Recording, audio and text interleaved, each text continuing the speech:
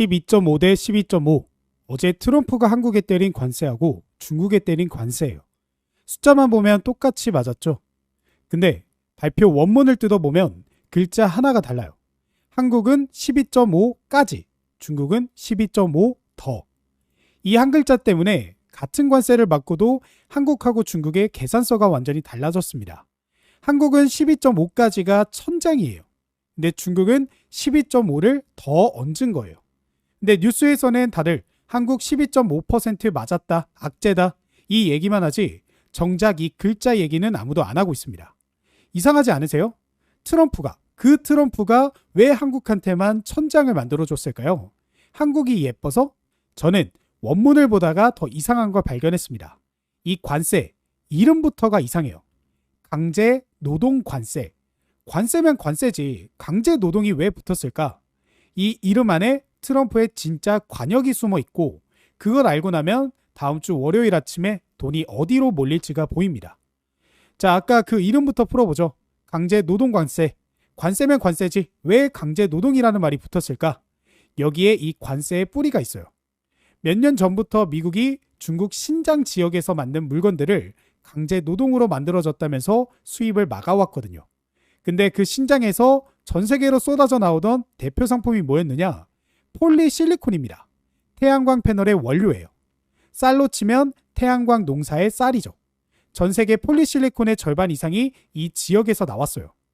그러니까 강제노동 규제라는 건 처음부터 중국 태양광을 겨눈 화살이었던 겁니다. 어제 발표는 그 화살을 관세라는 더 큰 활로 바꿔 낀 거고요. 구조를 쉽게 말씀드릴게요. 마트 가격표라고 생각하시면 돼요. 한국 물건엔 이렇게 붙었어요. 원래 붙던 세금까지 다 합쳐서 12.5%를 넘기지 마라. 원래 2.5% 붙던 물건이면 10%만 더 붙고 끝이에요. 근데 중국 물건엔 이렇게 붙었어요. 지금까지 쌓인 세금 그대로 두고 거기에 12.5%를 더 얹어라. 같은 12.5가 한쪽엔 천장이고 한쪽엔 벽돌 한 장 추가인 거예요. 그리고 하나 더. 어제 다들 놓친 게 있어요. 이 관세에서 빠진 품목들이요. 철강, 알루미늄, 자동차 이미 다른 관세를 적용받고 있다는 이유로 이번 대상에서 제외됐습니다. 우리나라가 미국에 파는 큰 덩어리들이 상당 부분 빠져 있다는 거예요. 어제 시장이 느낀 공포보다 실제 고지서는 가벼웠던 거죠. 자, 여기까지 오면 아까 그 질문에 답할 수 있어요. 트럼프가 왜 한국한테만 천장을 줬을까? 한국이 예뻐서가 아니라 이 관세의 관역이 처음부터 한국이 아니었던 거예요. 이름부터 뿌리까지 중국 태양광을 잡으려고 만든 제도니까요. 그리고 여기서 제가 시장을 오래 보면서 배운 것 하나 말씀드릴게요. 관세는 내가 얼마 맞았느냐의 게임이 아니라 내 경쟁자가 얼마 맞았느냐 그 게임입니다. 그럼 더 중요한 건 이거죠. 미국 시장에서 중국이랑 같은 물건을 팔던 나라가 어디냐? 한국하고 중국이 정면으로 붙어있던 산업이 하나 있습니다. 태양광이에요. 미국 태양광 시장이 지금 어떤 상태냐면요. 패널이든 원료든 중국계 물량이 시장을 꽉 잡고 있었어요. 미국이 자기 손으로 만든 건 한참 모자라고요. 그런 시장에서 중국 물건 가격표에만 벽돌이 한 장도 올라간 거예요. 발전소 사업자는 어디로 전화를 돌릴까요? 태양광 패널은 계속 깔아야 되는데 제일 싸던 중국산이 비싸졌어요. 그럼 어디로 전화해야 돼요? 중국이 아닌 공급자죠. 근데 중국 밖에서 원료부터 패널까지 제대로 대줄 수 있는 나라가 몇 없습니다. 그중 하나가 바로 한국이에요. 그러니까 어제 그 관세 발표는 다 같은 악재가 아니라 중국 자리를 넘겨받는 회사들한테는 오히려 매출이 늘어날 소식이었다는 거예요.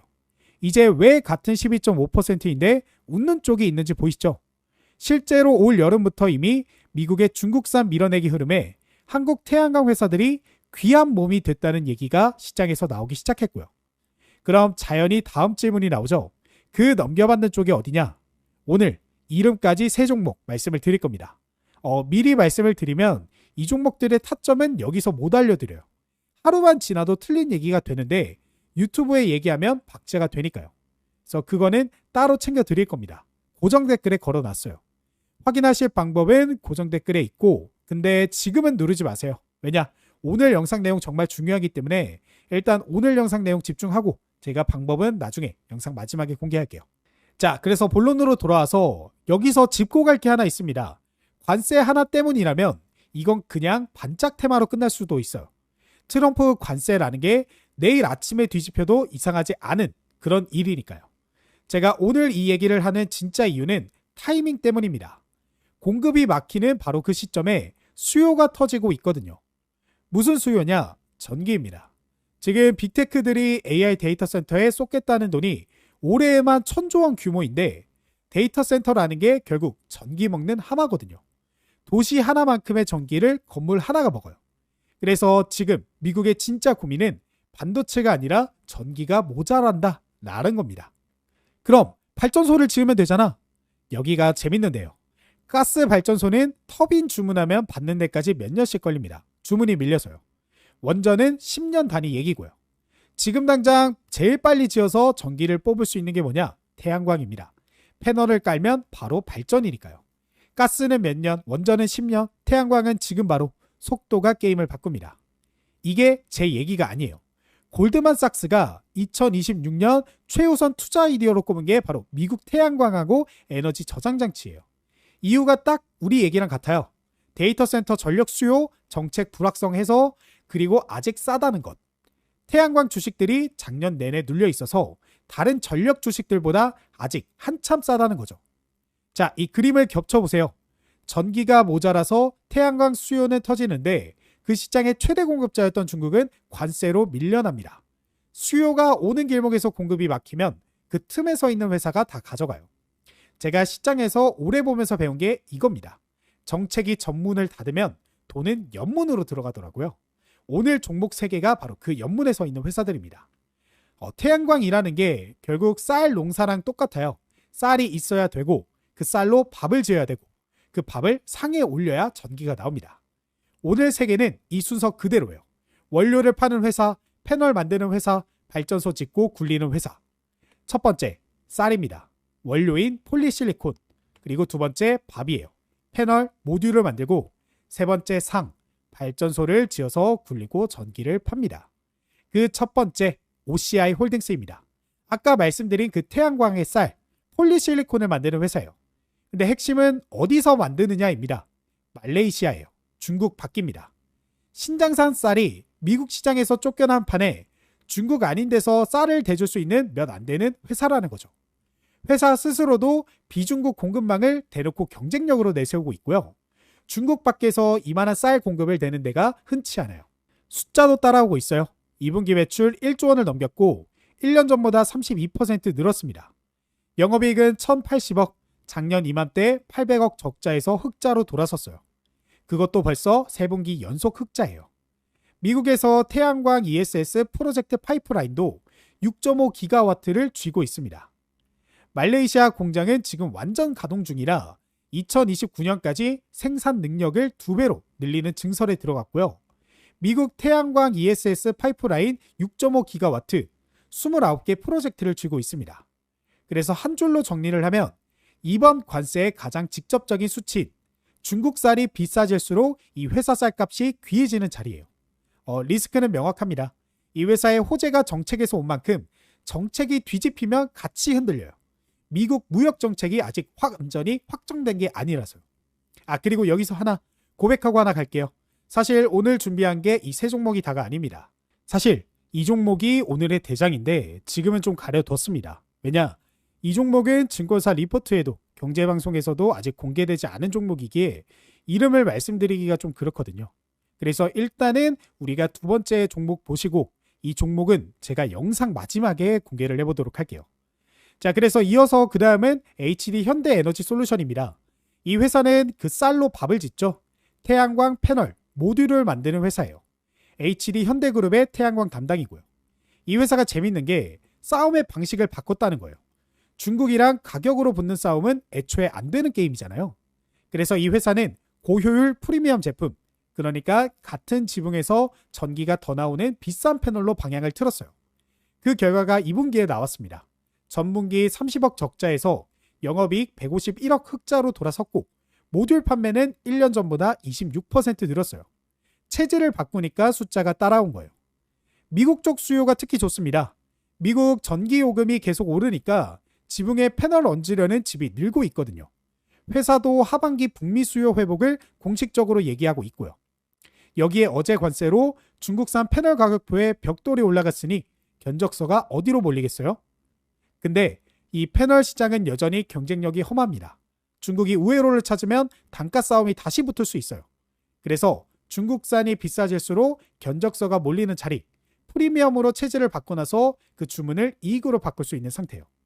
그리고 그 다음은 SK 이터닉스입니다. 얘는 밥을 상에 올리는 회사예요.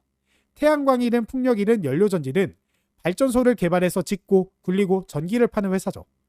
여기서 정직하게 선 하나 긋고 갈게요. 이 회사는 아까 그 관세에 직접 수혜주는 아닙니다. 주로 국내에서 발전소를 짓는 회사니까요. 얘가 오늘 셋에 들어온 이유는 관세가 아니라 아까 그 두 번째 그림, 전기 부족 때문이에요. AI 데이터 센터하고 반도체 공장이 국내에서도 전기를 빨아들이기 시작했고 그 전기를 실제로 지어서 파는 회사가 얘거든요. 그리고 올해 이 회사엔 큰 일이 하나 있었어요. 세계에서 손꼽히는 큰손, 미국 사모펀드 KKR하고 손잡고 약 2조 원 규모의 재생에너지 통합법인을 만들기로 한 거예요. 지금 굴리는 발전 자산이 1.27기가와트인데 장기적으로 10기가와트까지 키운다는 계획이고요. 이런 큰손이 붙었다는 것 자체가 신호예요. 이게 왜 중요하냐면 발전소는 원래 돈이 어마어마하게 드는 사업인데 남의 큰 자본으로 판을 키우고 자기는 개발하고 굴려주는 수수료를 받는 플랫폼 구조로 바뀌는 거거든요. 증권가 2분기 추정치가 매출이 1년 전에 4배 가까이로 뛰는 그림이에요. 근데 아직 발전소는 준공 시점에 따라 실적이 출렁입니다. 분기마다 고르게 나오는 장사가 아니에요. 방금 2분기 4배도 아직 추정치고요. 그래서 신재생 테마가 아니라 실적이 되는 구조로 넘어가는 자리, 전기가 귀해질수록 값이 오르는 회사예요. 그래서 정리하면 OCI홀딩스가 쌀을 대고 HD 현대에너지솔루션이 밥을 짓고 SK 이터닉스가 상을 차립니다. 앞에 둘은 어제 관세가 열어준 자리고 마지막 하나는 전기 부족이 열어주는 자리예요. 관세는 뒤집힐 수 있어도 전기가 모자라다라는 사실은 안 뒤집힙니다. 사실하는 얘기가 아니라 관심 종목에 넣어두고 지켜보는 종목이라는 거예요. 그리고 참고로 아까 그 가려놓은 대장 아직 공개를 안 했어요. 조금만 더 참아주세요. 자, 근데 하지만 지금 시장은 변동성이 워낙 큰 장입니다. 그래서 리스크도 여러분들이 꼭 알고 계셔야 돼요. 이 그림은 틀리는 경우는 분명히 있거든요. 첫 번째, 트럼프 관세는 협상 카드예요. 오늘의 12.5%가 다음 달에 뒤집혀도 하나도 이상하지 않습니다. 실제로 미국 무역 정책엔 아직 확정 안 된 조각들이 남아있어요. 그리고 두 번째, 신재생 에너지는 원래 정책에 따라 출렁이는 산업이에요. 작년에 이 섹터가 눌려있던 것도 정책 불확실성 때문이었습니다. 헤드라인 하나에 크게 흔들릴 수 있어요. 세 번째, 중국이 가만히 있지 않겠죠. 제3국을 거치는 우회 수출로 관세를 피해가면 반사이익이 생각보다 작아질 수 있습니다. 그리고 다시 한번 SK 이터닉스는 관세 수혜주가 아니라 전력 수요 쪽 회사라는 것. 오늘 세계를 관세 하나로 묶어서 보시면 안 돼요. 그래서 시장의 100%라는 건 없습니다. 좋은 말만 하는 사람은 파는 사람이지 같이 보는 사람이 아니에요. 저는 같이 보는 쪽을 하겠습니다. 그리고 이런 장에서는 솔직한 얘기 하나만 더 할게요. 요즘 같은 변동성에서는 같은 종목을 사고도 들어간 날에 따라 수익이 갈립니다. 특히 이런 정책 테마는 헤드라인 하나로 하루에 위아래로 크게 흔들려요. 종목을 잘 골라놓고 자리가 나빠 견디다 못해 손절하고 팔고 나면 그제서야 오르고 다들 한 번씩 경험해보셨잖아요. 그래서 결국 타점입니다. 뭘 사냐보다 언제가 100배 더 어려워요. 근데 그건 방송에서 얘기 못해요. 왜냐? 그날그날 달라지니까. 그래서 이 타점에 대한 이야기는 실시간 소통이 가능한 텔레그램 무료 공부방에서 진행합니다. 유튜브 방송에서는 종목 분석까지만 하고 실질적인 타점 공유는 무료 공부방에서 진행하고 있어요. 그래서 실제로 있었던 일들 한 번씩 보시면 이해가 빠르실 겁니다. 당장 7월 23일 오전 9시 7분에 제가 이 무료 공부방을 통해 GNC 에너지 종목을 말씀드렸고 제가 말씀드린 이후 10.91%의 급등이 나와줬습니다. 그래서 이 방에 참여하고 계셨던 구독자분들은 GNC 에너지 종목으로 수익을 벌어가실 수가 있었죠. 근데 제가 이 종목 아무 이유 없이 말씀드린 게 아니라 보시면 이미 7월 5일 더 전부터 영상을 통해서 이미 분석을 마친 종목이기 때문에 이렇게 바로 공부방을 통해 타점을 말씀드릴 수가 있었던 거예요. 그리고 7월 22일에는 SK 이터닉스 종목으로 21% 넘는 급등이 나와줬습니다. 그리고 7월 21일에는 대원전선으로 9.32%, 7월 20일에 SK 이터닉스로 9.04%. 이렇게 지금 같은 변동성이 큰 시장에서는요. 올라가는 종목만 좀 올라가게 돼 있어요. 그래서 한 종목만 우리가 공부를 좀 잘해 놓더라도 이렇게 수익을 매일매일 볼 수 있는 시장이 지금의 시장이고, 그런 시장에서 종목을 찾고 타점을 잡는 게 어려워하시는 구독자분들을 위해 제가 이 방을 운영하고 있는 겁니다. 그렇기 때문에 지금 영상을 보고 계시는 구독자분들도 이 방에 참여하셔서 제가 드리는 이 종목들 실제로 맞아 떨어지고 있는지, 그래서 실제로 급등이 나와주고 있는지 확인하신 다음에 투자에 참고해 보시면 좋을 것 같습니다. 그래서 아까는 누르지 말라고 했죠. 이제는 누르셔도 됩니다. 그리고 이 방은 아무나 받는 게 아니에요. 구독자분들한테만 공개하고 있어요. 그래서 순서가 있습니다. 구독 먼저 눌러주시고 고정 댓글에 구독이라고 남겨주세요. 오늘 3개 중에 뭐가 제일 궁금하셨는지 같이 적어주시면 그거부터 방에 다루도록 하고, 구독을 누르는 이유는 뭐예요? 구독자분들이다 라는 걸 확인하기 위해서입니다. 그리고 아까 가려놓은 그 대장 종목도 같은 링크에 있어요. 그래서 30초면 되고요. 돈 일체히 받고 있지 않습니다. 그래서 댓글 쓰신 바로 그 자리 맨 위에 이런 식으로 링크를 달아드리고 있어요. 그래서 이 링크 지금 누르시면 됩니다. 그래서 오늘 밤 미국 시장하고 다음 주 마이크로소프트 메타 발표 정리도 여기에 올려드릴 거예요. 그때 방에 없으면 바로 못 따라오는 겁니다. 그래서 여기까지 봐주신 구독자분이면 꼭 같이 들어와 보셨으면 좋겠습니다. 그래서 오늘은 딱 3줄만 가져가세요. 하나, 어제 그 관세 같은 12.5인데 한국은 까지고 중국은 더다. 관역은 처음부터 한국이 아니라 중국이었다. 두 번째, 1000조 원짜리 AI 데이터 센터의 다음 명목은 전기고 지금 제일 빨리 지을 수 있는 전기가 태양광이다. 세 번째, 수요는 터지는데 최대 공급자가 관세로 밀려나면 그 틈에 서 있는 회사가 가져간다. 그리고 다음 주에는요, 오늘 얘기의 출발점이었던 그 1000조 원 있잖아요. 이게 진짜인지 가짜인지 확인서 하나 날라옵니다. 어디서 어떻게 나오는지는 그때 말씀드릴게요. 그래서 오늘 말씀드린 거는 제 해석이고 판단은 여러분들의 몫입니다. 저는 다음 장 열리기 전에도 돈이 어디로 가는지를 보고 있겠습니다. 고맙습니다.